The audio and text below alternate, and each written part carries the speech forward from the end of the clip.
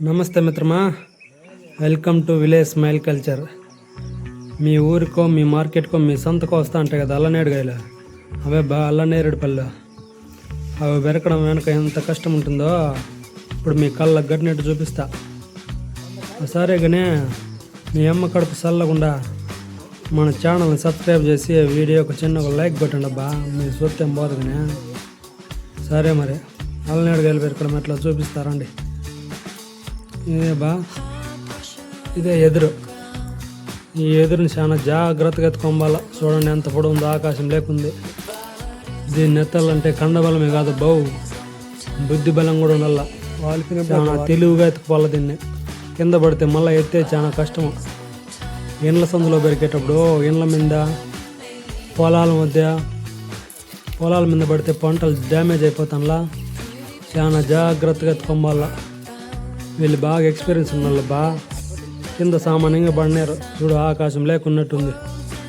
వాటిపైన అంత పైకి ఎక్కుతారా. చాలా జాగ్రత్తగా ఎత్తుకోవాల. వీళ్ళకి దాదాపు 10-15 అనుభవం ఉంది అల్లనేడు బండ్లు పెరిగే దాంట్లో. చాలా జాగ్రత్తగా జామ చెట్టు దాటించుకొని పోయి అటువైపు చెట్టు పైకి వేసుకోవాలా.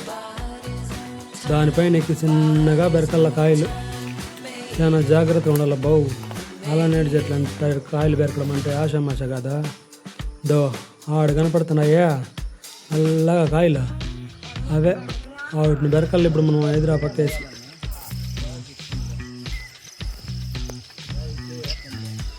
ఈ మాదిరితో ఎక్కుతారపా. ఈ మాదిరితో ఎక్కాలి ఎదురులు. ఎంత పెద్ద చెట్టు చూడు ఆడు కనపడుతుంది. గ్యాప్, ఆ గ్యాప్లో పెద్ద కొమ్మ ఇరిగి పడిపోయింది. అల్లనేడు చెట్లు అంటే చాలా పెలుసు. అవి ఊరికైనా ఇరిగిపోతుంటాయి గాలికి. అలాంటప్పుడు మనిషి ఎక్కడంటే ఇంకెంత జాగ్రత్తగా ఉండాలా, అంత జాగ్రత్తగా ఉండాలి మరి. ఇదే ఎదురా ఆ మెటుకులు మాదిరి ఉంది చూడు. వీటిపైన అడుగులు పెట్టుకుంటా ఎక్కాల పైకి. జారిపోకుండా చాలా జాగ్రత్తగా ఉండాలి. పొడుగు ఉంటే తగులుతాయి, పొట్టుకుంటే జారిపోతాయి. కరెక్ట్ సైజుల్లో కట్ చేసుకోవాలా. చూడు ఎంత పొడుగు ఉందో. చిటారు కొమ్మకు పోయింది ఎదురట్లనే. ఆడ కనపడుతున్నాయి చూడు నల్లగా. అవన్నీ పెరుకొని రాళ్ళ ఎదురు మీద పోయి అంత పైకి ఎక్కాలంటే గుండె ధైర్యం కూడా ఉండాలి సుమారు ఫోటోలు అయితే గట్టి గాలిస్తే అటు భయపడిపోతారు. అటు భయపడేటోళ్ళు అయితే తాడుతో కట్టుకుంటారు జాగ్రత్తగా. కానీ ధైర్యంగా ఉంటే ఏమి కాదు. ఆడ పెడుతున్నాడు మనిషి, మా ఆయన లోగా ఎంత అట్లా పెడతారు. లోపల ఎదురు బాగున్న ప్లేసులు ఉంటాయి కదా, అలాంటి ప్లేసుల్లోకి కొమ్మల మీద పోయి అందేకాయ అంతా అట్లా జాగ్రత్తగా దొరకాల.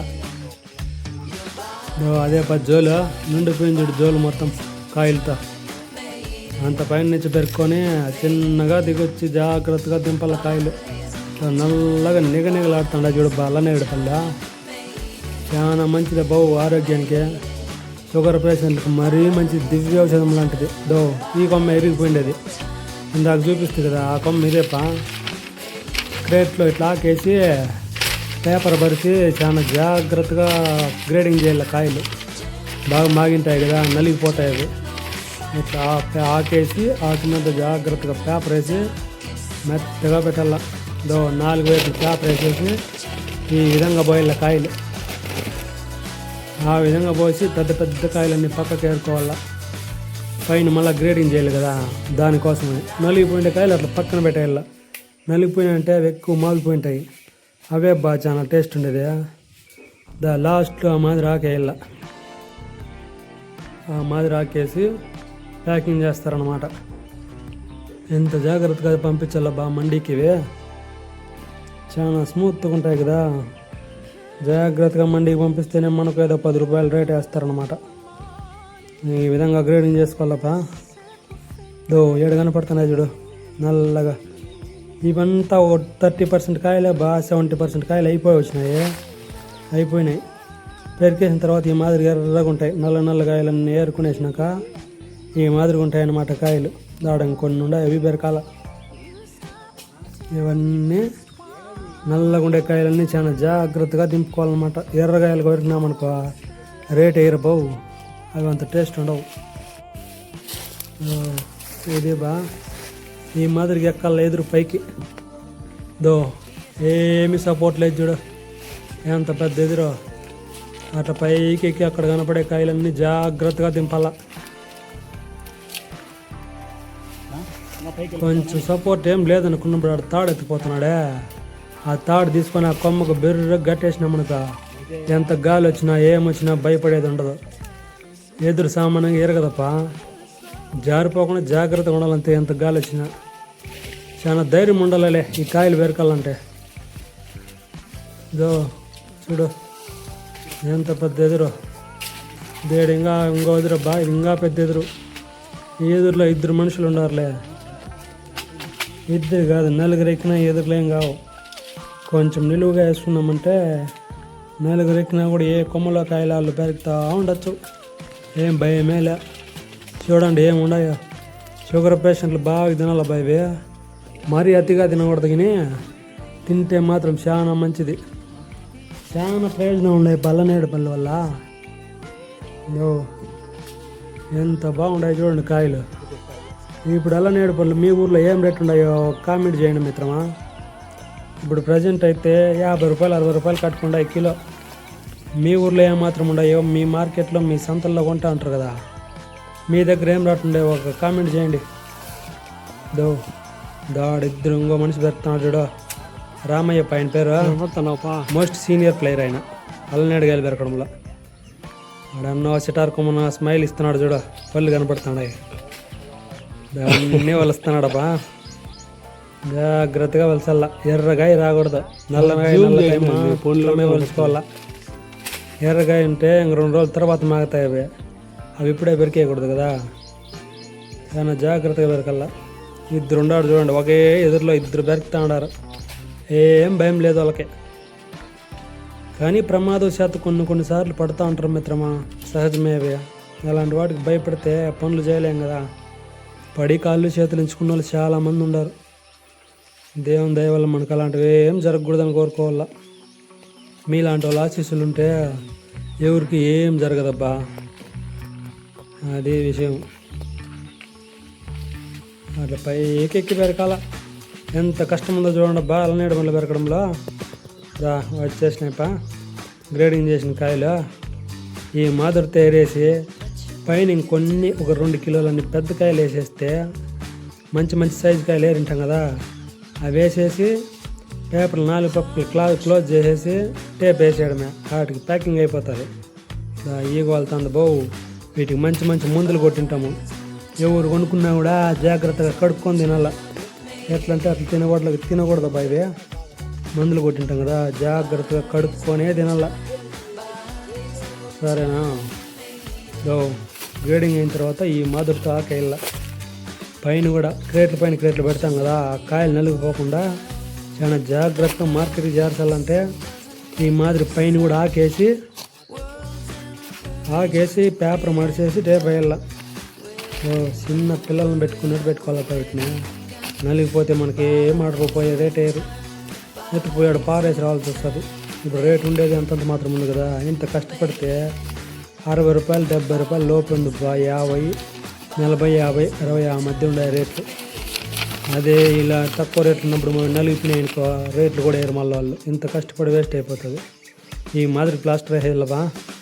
పేపర్ 4 పక్కల మడిచేసి ఈ మాదిరిగా టేప్ వేసేయాల. వాటికి ప్యాకింగ్ కన్ఫామ్ షూర్ అయినట్టు అర్థం. ఇది ప్యాకింగ్గా ఇంకా నేరుగా మార్కెట్ చేసేయడమే ఆటోలో. పెరుగుతూ ఉన్నారు చూడు. ఇంకా ఇప్పుడు 4 క్రేట్లు అయినాయి. ఇంకొక క్రేట్ కాయ ఉంటాయి. చేయి చూడు ఎదురుకు పట్టుకొని ఆ మాదిరి అందేంతవరకు బెరకాల. ఇట్లా కొమ్మలకి ఎక్కి లోగాయ బెరకాల. లోపల ఉండే కాయలకి ఎదురుపోదు కదా, జాగ్రత్తగా బెరకాల. కొమ్మల మీద ఉండేటప్పుడు ఎదురు మీద ఉండేదానికంటే కొమ్మల మీద ఉండేది చాలా కష్టం. అక్కడ ఇంకా జాగ్రత్తగా ఉండాల. అయిపోయినాయి బా. 5వ బాక్స్ కూడా నిండొస్తుంది. ఈ మాదిరితో ప్లాస్టిక్లో వేద్దా. సింహంలాగా గర్జిస్తున్నాడు మా కోహ్లీ అన్న. బెంగళూరు బేబస్సు.